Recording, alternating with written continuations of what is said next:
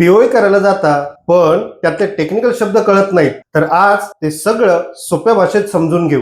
शब्द पहिला, प्रिन्सिपल म्हणजे पीओए देणारी व्यक्ती जो स्वतःचे अधिकार दुसऱ्याला देतो. 2, एजंट किंवा अटॉर्नी म्हणजे पीओए घेणारी व्यक्ती जो प्रिन्सिपलच्या वतीने काम करतो.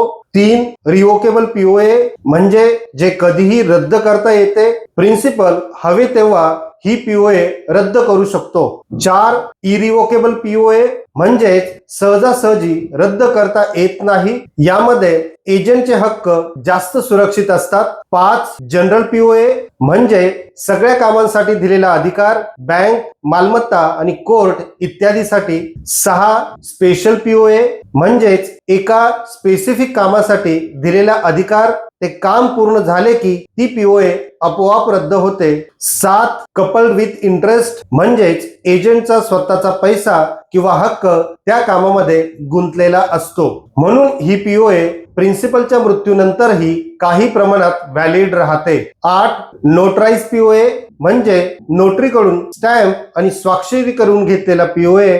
यामुळे ही पीओए कायदेशीररित्या अधिक मजबूत होते. 9, रजिस्टर्ड पीओए म्हणजेच सब रजिस्टर यांच्या ऑफिसमध्ये नोंदवलेला पीओए. मालमत्तेच्या व्यवहारांसाठी हे अत्यंत महत्वाचे असते. 10, रिवोकेशन ऑफ पीओए म्हणजेच पीओए रद्द करण्याची प्रक्रिया प्रिन्सिपल हे पब्लिक नोटीस देऊन करू शकतो. हे सगळे शब्द सेव्ह करा, पीओए करताना नक्की उपयोगी पडतील. अशाच जमिनीबाबतच्या कायदेशीर गोष्टी रोज समजून घ्यायच्या असतील तर फॉलो करा, व्हिडिओ शेअर करा.